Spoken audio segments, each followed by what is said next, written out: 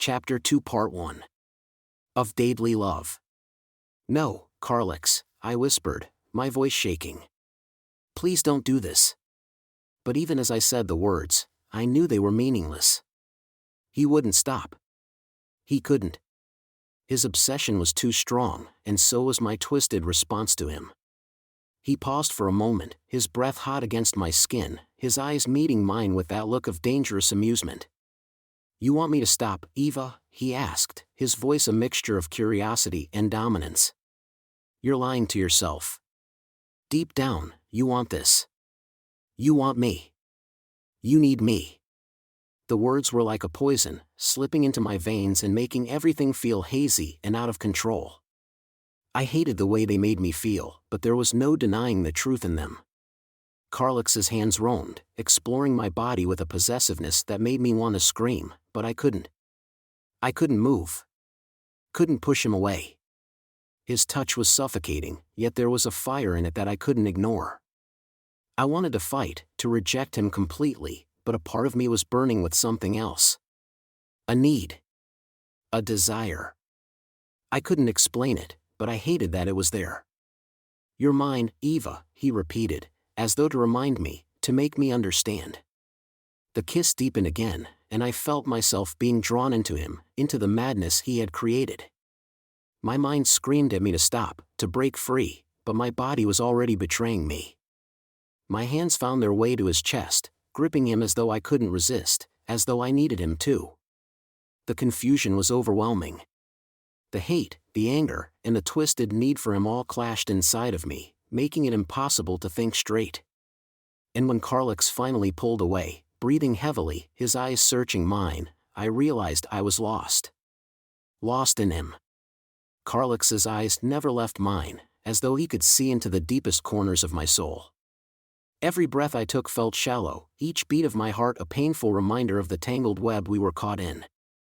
I had always known he was dangerous, but tonight, something felt different. His touch lingered on my skin, like a brand, leaving behind a heat I couldn't escape. My body betrayed me at every turn, responding to him in ways I hated. You still think you can escape me? His voice was low, almost a whisper, but the power behind it shook me to the core. You belong to me, Eva.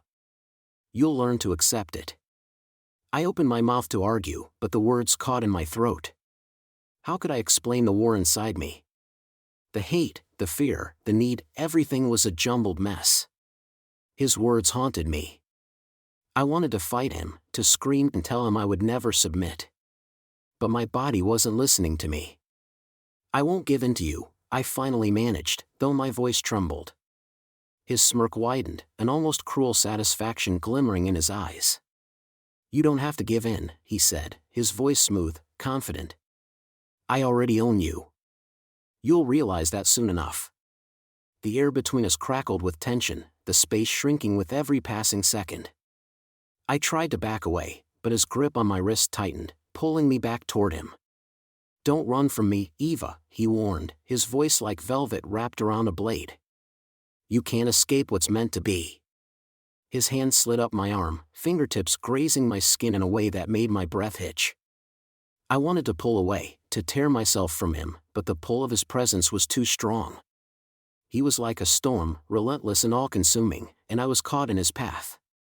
Please, Carlix, I whispered, the words escaping before I could stop them. Please let me go. I'm begging you. I hated how weak I sounded, how desperate, but I couldn't help it. Every instinct screamed at me to break free, to escape this suffocating connection, but the more I fought, the more I was drawn to him. It was like being trapped in quicksand, every struggle only dragged me deeper. Carlix's face softened for a moment, his gaze shifting to something softer, almost tender, but the intensity of his obsession never wavered. I'm giving you everything you need, Eva, he said, his voice thick with longing. All I ask is that you let me take care of you. Let me show you what it means to truly belong. I recoiled from him, every nerve in my body telling me to pull away, to escape this nightmare. I don't need you, I said, my voice shaking with a mixture of fear and defiance. I can take care of myself. I don't want this. The words were like a lifeline, something I clung to, but deep down, I knew it wasn't true. I knew I was lying to myself. Carlix's eyes darkened, and his grip on my wrist tightened even more, his face just inches from mine. You think you can survive without me? His words were like a challenge, a promise, a threat. You think you can make it out there in the world without me by your side? You're mine, Eva. You always will be. His words felt like a weight pressing down on me, suffocating me.